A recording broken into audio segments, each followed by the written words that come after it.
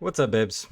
It is Thursday, and the chapter, I don't think it's been officially released. Usually I have a Discord where it gets released on Wednesdays or Thursdays. Some of the days, sometimes, but almost never that. But I also have this app, this manga reader app on my Android, and I got the chapter on Saturday, and it still hasn't been released on the Discord. I'm not entirely sure why. I do like to read it on both the app and on the Discord because it's usually a bit of a different translation, and I kind of like to get two because sometimes some words or some phrases or some slang that they use is translated poorly on some and very well on others, where it can change an entire meaning of an entire panel of an entire chapter. But once again, this was a really good chapter. Whether you've read it or not yet, it is things are definitely happening. I think we're going to be on Egghead for the foreseeable future, and the war seems to be about to be starting. Now, how long the Straw Hats and other people are going to be there during the war is interesting, but it starts off with Luffy talking with the five elders, and I like that the five elders are really starting to be a part of this, and we're getting to hear and listen to what they have to say a lot of the time. And they're basically trying to get information. They're very, very smart. They're very, very cunning. And they talk about Nico Robin. They talk about how there's only three things that they want. They want York, because she's able to reproduce the mother flame. They want the power plant or the energy source that can make the mother flame, and they want Punk Records because they want everything that man's brain has to offer because of how much benefit I assume that it's going to have in the long term. Something else that we definitely have to keep notice of is someone from Blackbeard's there. I know we think it's Devon and Lafitte, and I think that that's probably pretty accurate. But they're on that island now. We don't know where or what they're doing, but they're on that island. And I think that they're going to get some information or some data that will really help Blackbeard in the future with his goal to be the Pirate King, for his goal to kind of take over and rule everything. So don't forget that they're there, even though I think that they're going to go a bit under the radar. Morgan's is listening in. He's still with Wapple and Vivi, and they're kind of getting the news of what exactly is happening. We see the ruthlessness. So not only are they cunning, but they're very ruthless. The five elders are like, we're going to kill everybody. Besides those three things, we don't need anything else on this island. Everything else can be destroyed. We see Rob Lucci kind of talking about the situation that's at hand. And even Kaku seems a bit confused on why that is. And I find that interesting too, because I think Lucci might even be like, screw you, Kaku. Like, I don't even need you. Like, it's just about me at this point. They're going to kill all of us, and they need me more than they need you.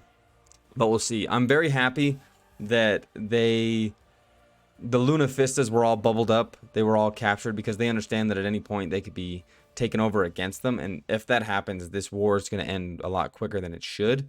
But they were all captured and put in these bubbles that they can't really break out of, which is great. I love the small interaction between Luffy and the Lunafista Hancock, just because I think it's the funniest thing that regardless if it's the young one, if it's a artificial being, the lineage factor does have some emotion, some character from these people. And I think that that's actually pretty huge in terms of knowledge, but they did it in a comedic way. And I was like, oh, to you, genius. Like, what are you doing? Another thing that happened, a lot happened this chapter. They're talking about where we can go from here.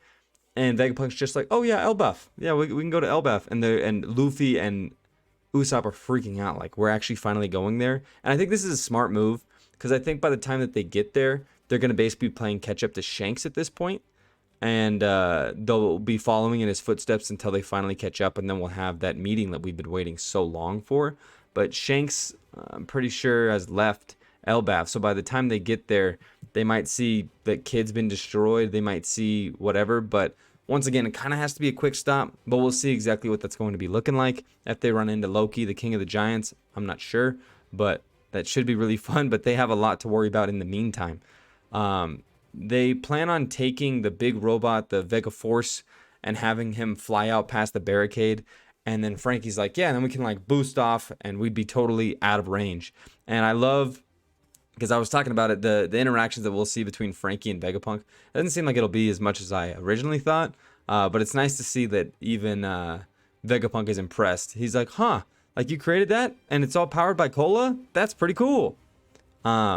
all the satellites are working together except York, who's obviously being a jackass, having the password down, but all the other Vegapunks are just like trying to hack the code, which is great. But technically York's as smart as they are, so it might be a little bit harder than we think, but they'll probably eventually get there. But we'll see about the barricade on that, because that's kind of the time limit of what's going to keep them in that part of the island, so that they can finally escape once that barricade's gone down. But how that's going to look, I'm not sure.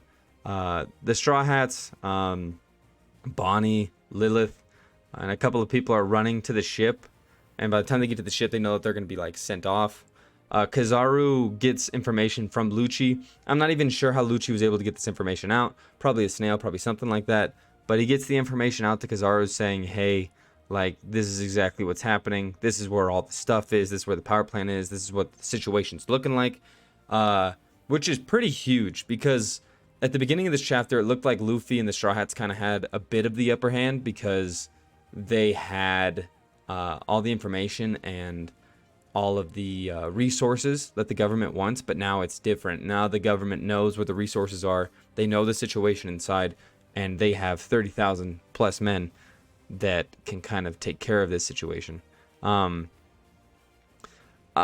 love Kizaru. I always have, and I'm excited to see what he's going to be doing. I mean, this was the name of the chapter, right? Admiral Kizaru. But one of my favorite lines from him ever happened in this chapter, when he's talking about, he's like, well, my friend's over, Sentomaru's over there, and I don't really want to fight him.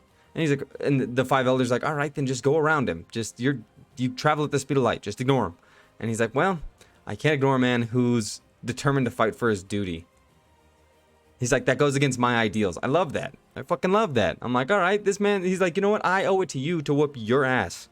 So he gives him all the information that Lucci gave him. All of the vice admirals and men are talking about, okay, is everybody ready? Is everybody ready to go? And then as soon as Kizaru, who's going to be the one starting this whole war off, he's like, all right, you guys all ready? All right. So as soon as Sentomaru, with his observation, I would assume, and his familiarity with Kizaru, is like, okay, he's on the way. Pacifistas, attack. So now the war has started. The PX-3s are trying to destroy all these ships. The forget what they're called. The Sea Beasts. The Sea Beasts are probably going to town as well. But now the full onslaught of the entire Marine Army is attacking. Now the siege has truly started, and we'll see exactly what that's going to be looking like.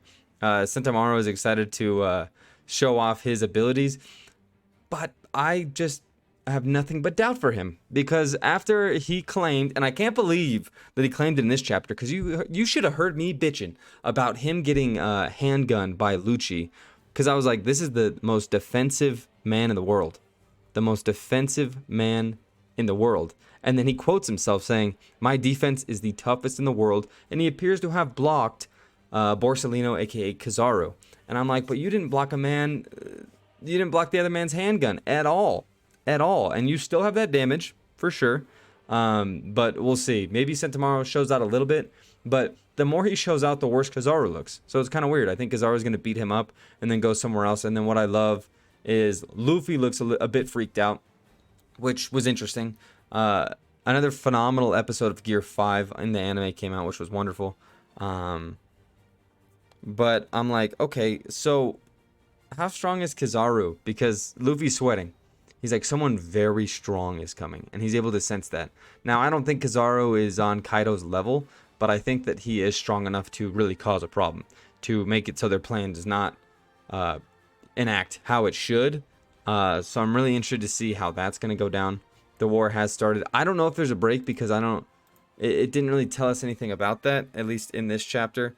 I hope that you guys were able to read it. If you weren't, don't watch this video. But we're saying this at the end, so it might be a bad idea. But I appreciate you guys. Do me a favor. We're almost to 100. If you can sub, if you're not, you can like it if you want. If you don't, that's all good. I'll see you hopefully next week, to where we see Sentomaru get his ass beat by Borsalino. But I'm assuming there's going to be backstory and a bit of learning more about Kizaru, just because he's a character I think deserves it, and I think Oda understands that. The people love him, and it'll be good. But you guys have a great weekend, and I'll catch you hopefully next week. Bye.